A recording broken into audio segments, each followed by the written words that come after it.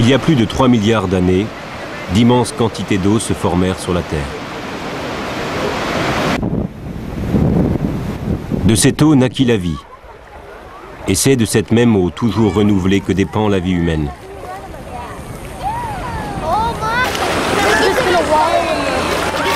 Pour certains, l'eau est abondante.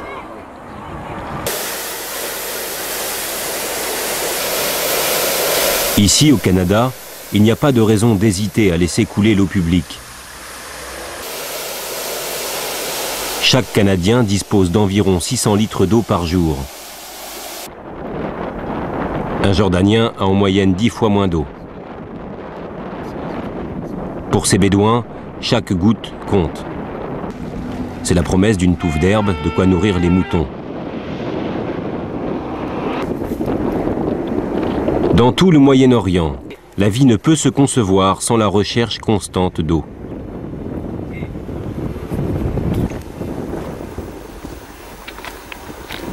Pourtant, la terre ne manque pas d'eau. Mais 97% est de l'eau de mer, salée, qui ne nourrit ni les humains, ni les animaux, ni les plantes.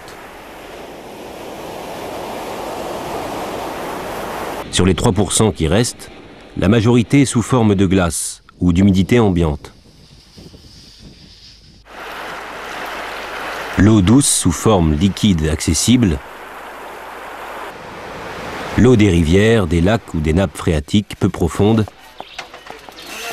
n'est que 0,07% de l'eau sur Terre.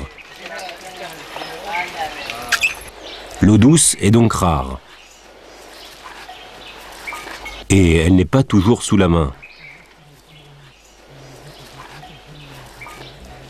Dans ce village du nord de Madagascar, il faut aller la chercher au ruisseau.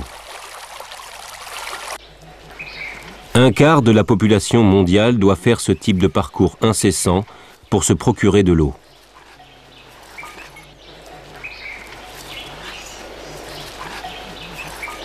Un travail accompli surtout par les enfants.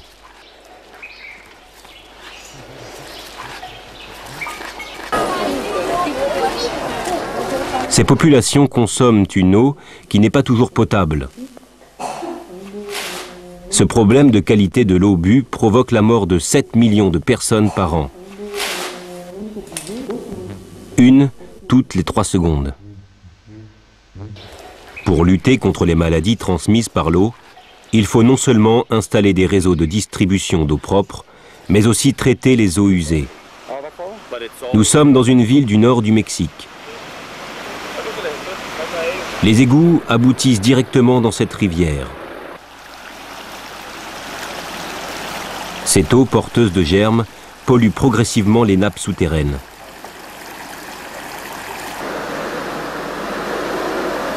Traiter les eaux usées n'est pas une mince affaire.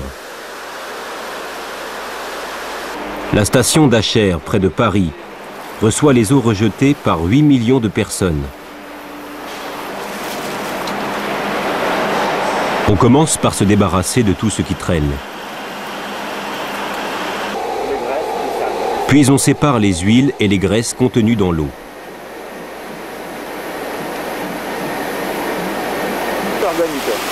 On passe alors au bouillon de culture dans lequel des bactéries dopées à l'oxygène mangent les matières organiques.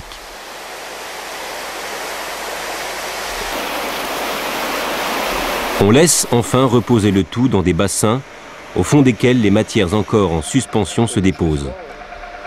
L'eau est maintenant épurée à 80%.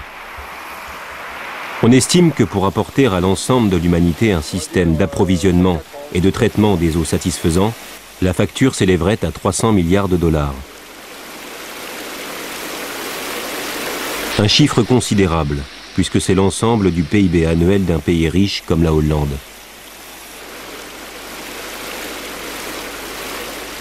Près de 70% de l'eau consommée dans le monde sert à irriguer les champs.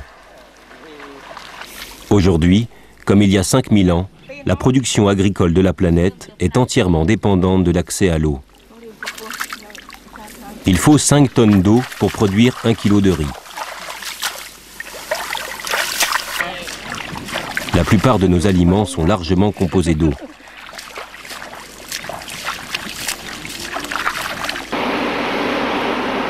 En Chine, le fleuve jaune doit son nom aux eaux boueuses qu'il charrie. Traversant le pays des hauts plateaux du Tibet jusqu'à la mer, c'est une véritable épine dorsale pour la moitié nord de la Chine.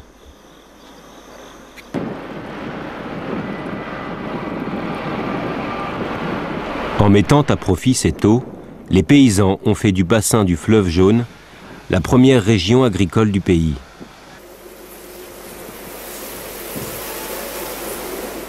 Pendant des siècles, la Chine a connu des famines dévastatrices. La dernière remonte aux années 1950.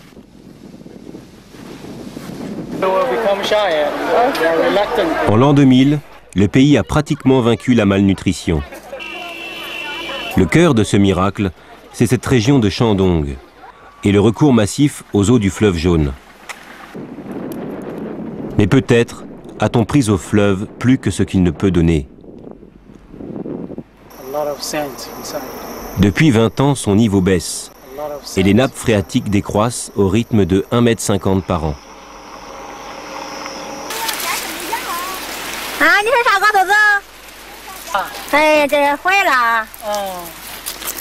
Les paysans constatent maintenant les conséquences du manque d'eau qui apparaît. Les plants de coton affaiblis sont vulnérables aux parasites et les rendements baissent. Les effets du manque d'eau sont souvent spectaculaires.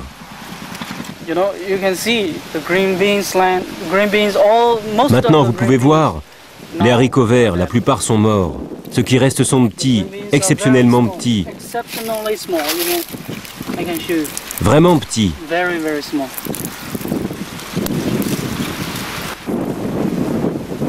L'agriculture irriguée apporte 70% de la production chinoise de céréales. Elle est vitale pour les 1,3 milliard d'habitants du pays.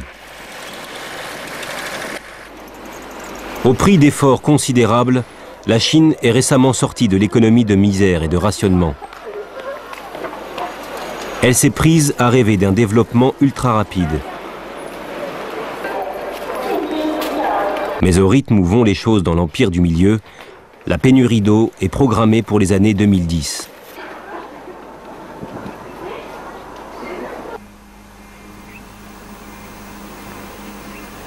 Lorsque les premiers voyageurs européens découvrirent au milieu du désert jordanien l'oasis d'Azraq, ils l'appelèrent le paradis de l'Orient.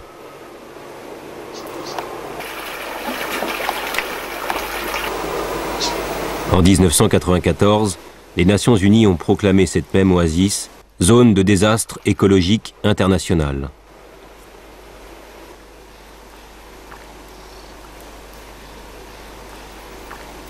« 95% des espèces animales de l'oasis ont disparu.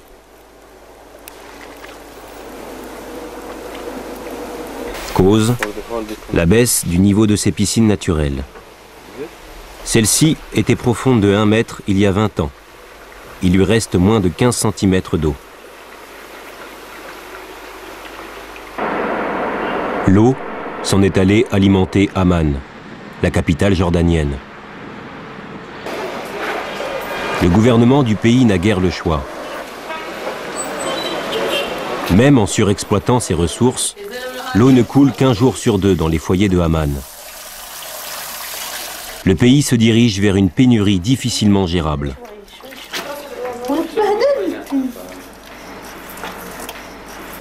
On ne parle jamais du problème de l'eau, mais c'est un facteur clé dans les désordres de la région. L'eau, c'est de l'or ici, c'est un trésor. Une partie de l'eau qu'utilise la Jordanie vient de rivières et de nappes souterraines qui sont également pompées par les Israéliens et les Palestiniens.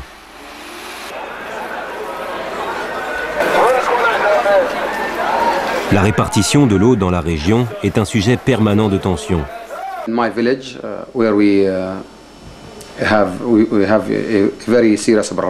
Dans mon village, on a beaucoup de problèmes d'eau.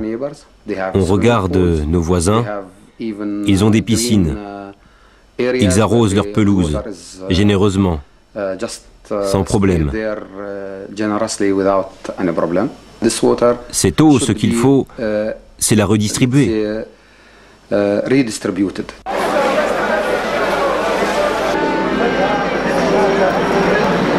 Israël et les pays arabes sont loin d'être les seuls pays à s'opposer sur la répartition des ressources en eau. En Afrique, le Botswana et la Namibie se disputent les eaux du delta de l'Okavango. L'Égypte et l'Éthiopie sont en désaccord sur le partage des eaux du Nil. La Syrie se plaint que la Turquie pompe trop les eaux de l'Euphrate. L'Inde, le Bangladesh et le Népal ne parviennent pas à trouver un accord stable sur le partage des eaux du Gange. Certains prétendent que l'eau est le pétrole du XXIe siècle et que, comme pour le pétrole, on se battra pour l'eau dans les décennies à venir.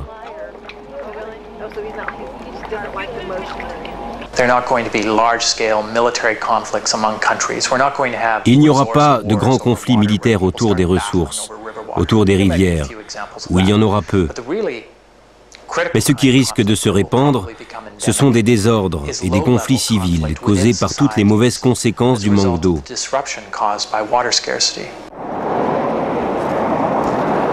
Des récoltes endommagées, des champs abandonnés, des sociétés déstabilisées. Ce scénario, plus de 30 pays le vivent déjà. Comment éviter qu'il ne se généralise? Pourquoi ne pas utiliser l'eau de mer, la dessaler et disposer ainsi de réserves quasi illimitées d'eau douce? C'est ce que fait cette usine. Dans ces tubes, l'eau est propulsée à 70 fois la pression atmosphérique et des membranes divisent l'eau de mer en deux parties. Une partie très salée, l'autre d'eau douce. C'est la méthode de l'osmose inverse, la plus moderne. Seul problème, elle est extrêmement coûteuse car elle dévore l'énergie. La dessalination, c'est un problème scientifique très difficile, si on ne veut pas utiliser trop d'énergie et que ça reste abordable. Il y a des problèmes que la science et la technologie ne parviennent pas à bien résoudre, et la dessalination est l'un d'eux. Si la solution de l'eau de mer s'avère être un mirage, pourquoi alors ne pas transférer l'eau douce des régions où elle est abondante vers là où elle est rare? À ce jeu, le pourvoyeur idéal est bien connu. C'est le Canada. Le pays détient les plus importantes réserves d'eau douce du monde. 7 des 15 plus grands lacs sont ici. Nous avons 25% des réserves d'eau douce du monde. C'est une très grande question morale qui nous est posée. Qu'est-ce que le Canada doit au monde? S'il veut vendre, le Canada a un client tout trouvé, les États-Unis. Des compagnies américaines proposent au Québec et à la Colombie-Britannique d'exporter leur eau. Mais le Canada ne veut pas vendre. Car ici, l'eau est officiellement considérée comme un bien commun qui ne peut être commercialisé. Beaucoup de Canadiens aimeraient que ce modèle devienne universel. C'est le combat de notre décennie, faire de l'eau un bien commun et sacré. Déclarer que l'eau appartient à la Terre, à toutes les espèces, et que c'est un droit humain fondamental. Aujourd'hui, il n'existe pas d'organisation mondiale de l'eau. Il n'y a pas non plus d'accord sur un statut de l'eau. Bien privé, bien national, bien public, les idées s'affrontent dans les instances internationales.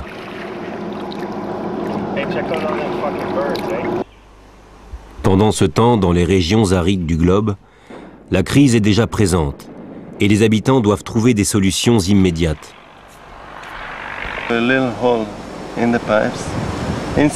Quand l'eau manque pour irriguer, on invente des systèmes de goutte à goutte, comme ici en Israël. Les bâches sont là pour empêcher la précieuse eau de s'évaporer. Et quand on n'a plus d'eau douce, on essaye de faire pousser des tomates avec de l'eau salée. Ce jeune chercheur palestinien a trouvé la recette. Pour compenser les effets de la salinité, il faut utiliser des produits ammoniaqués comme engrais. Ça veut dire qu'on peut mettre à profit de l'eau salée ou des terres salées et arriver à avoir une très bonne tomate qui a bon goût, qui a vraiment bon goût.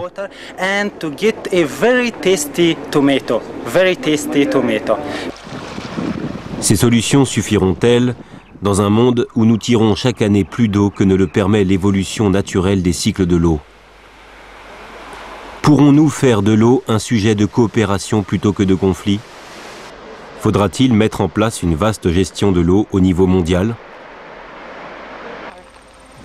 En tout cas, une chose est sûre, notre population peut augmenter, notre économie se développer, la quantité d'eau sur Terre reste la même qu'il y a 3 milliards d'années.